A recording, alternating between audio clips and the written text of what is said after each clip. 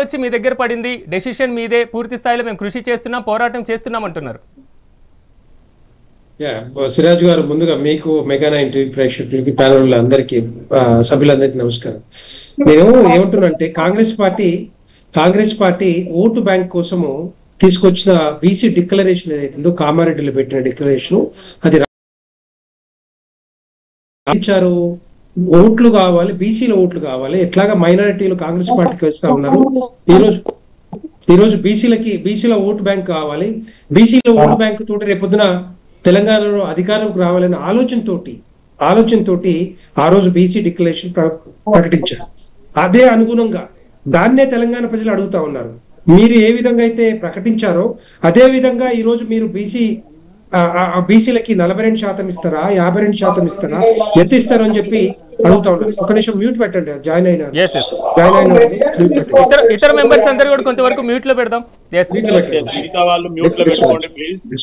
వెంకటరెడ్డి గారు, నేను ఏమంటున్నానంటే, భారతీయ జనతా పార్టీ ఒకటే డిమాండ్ చేస్తా ఉంది.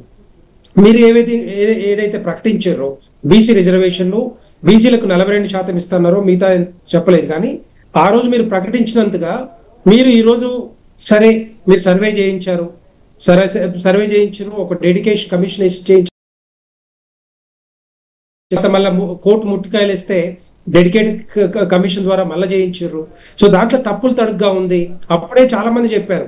మీ పార్టీ, కాంగ్రెస్ పార్టీ నాయకులు కూడా, ఉత్తమ్ కుమార్ రెడ్డి మంత్రి గారు కూడా, ఆయన ఏం చెప్పిండు, ఇది only empirical data, it's not a full pledged data కాదు, సర్వే చేసింది కాదు. దాంట్లో కొంతవరకు ఒక కాలనీలో ఒక 100 మంది ఉంటే దాంట్లో ఒక 10-20 ఇండ్లు తీసుకొని టోటల్ గా అక్కడ ఉన్న కాన్సన్ట్రేటెడ్ ఏదైతే బీసీ కులాలు ఉన్నారో వాళ్ళ నంబర్ తీసుకొని చేసింది అని చెప్పి ఆ రోజే చెప్పారు. అది కూడా తప్పు పడతా ఉన్నారు. డెఫినెట్ గా అందరు తప్పు పడతా ఉన్నారు. కుల పెద్దలు కానీ, బీసీ సంఘాలు కానీ తప్పు పట్టారు. సరే, అది తీసుకొచ్చారు, అసెంబ్లీలో బిల్లు ప్రవేశపెట్టారు.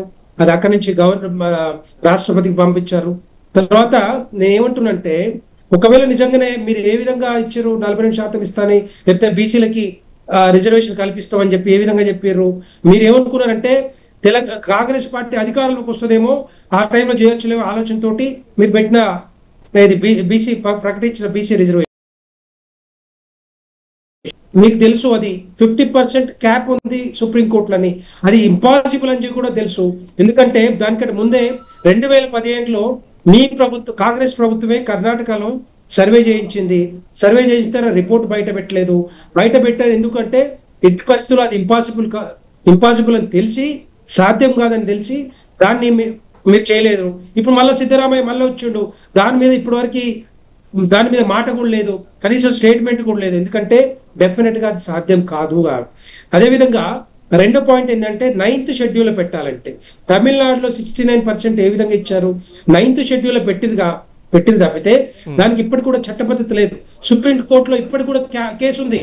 అదే విధంగా ఉమ్మడి ఆంధ్రప్రదేశ్ లో 4% ముస్లింలకి ఏదైతే అప్పుడు ముఖ్యమంత్రి రాజశేఖర రెడ్డి గారు తీసుకొచ్చారో అది కూడా ఇప్పటికి కూడా కోర్టులో ఉంది. ఈ రెండు కూడా ఇప్పటికి స్టే మీద నడుస్తా ఉన్నాయి. స్టే మీదనే ఇంప్లిమెంట్ చేస్తా ఉన్నారు తప్పితే పార్లమెంట్ లో, రాజ్యాంగంలో ఎక్కడ కూడా మార్పులు చేయలేదు. అదే కదా, 9వ షెడ్యూల్ లో పెట్టండి, పూర్తి స్థాయిలో తెలంగాణ బీసీ ఓట్లను మీరు అడిగారు. బీసీ రిజర్వేషన్లకు సంబంధించినటువంటి అంశానికి మేము చిత్తశుద్ధితో ఉన్నాం. బీజేపీకి ఇది నెగిటివ్ కాదా? అక్కడికే వస్తున్నాను. నేనేమంటున్నానంటే, భారతీయ జనతా పార్టీ ఒక కమిటెడ్ గా ఉంటది. ఏమైనా చెప్పిందంటే అది డెఫినెట్ గా చేస్తుంది. ఇదంతా కూడా బీసీలకు రిజర్వేషన్ ఇవ్వాలనేది సుష్మా స్వరాజ్ గారు, అప్పటిన్న కేంద్ర మంత్రివర్యులు, ఈరోజు వారి సుష్మా స్వరాజ్ గారు తెలంగాణ చిన్నమ్మ అంటాము, వారి వర్ధంతి కూడా ఈ రోజు ఆమెకి ఘన నివాళులు అర్పిస్తా ఉన్న తెలంగాణ ప్రజల తరఫున. సో సుష్మా స్వరాజ్ గారు ఆ రోజే చెప్పారు, బీసీలకి తెలంగాణే కాదు భారతదేశం మొత్తం కూడా ఎంతమంది అయితే బీసీలు ఉన్నారో అంత రిజర్వేషన్ కల్పించాలని చెప్పి అప్పట్లోనే మరి భారతీయ జనతా పార్టీలో చర్చ జరిగింది. దానికి అనుగుణంగానే మొన్న 3 నెలల ముందు ప్రధానమంత్రి నరేంద్ర మోడీ గారు జనగణనతో పాటుగా భారతదేశం అంతా కూడా కుల వస్తుంది. అప్పుడే గాని టోటల్ గా భారతదేశం అంతా కూడా బీసీలు ఎంతమంది ఉన్నారో అంతమందికి రిజర్వేషన్లు కల్పించే అవకాశం డెఫినెట్ గా దొరుకుతుందని చెప్పి ప్రధానమంత్రి నరేంద్ర మోడీ గారు అనౌన్స్ చేశారు. అది కమిటెడ్. అది భారతీయ జనతా పార్టీ ఒక్క మాట చెప్పిందంటే డెఫినెట్ గా చేస్తాం. తెలంగాణ రాష్ట్రం కాదు, కర్ణాటక కాదు, తమిళనాడు కాదు, బీహార్ కాదు, అన్ని రాష్ట్రాల్లో డెఫినెట్ గా చేసే సత్తా భారతీయ జనతా పార్టీకి ఉంది అని చెప్పి డిస్కషన్ చేద్దాం. నేను శ్రీనాథ్ రెడ్డి గారి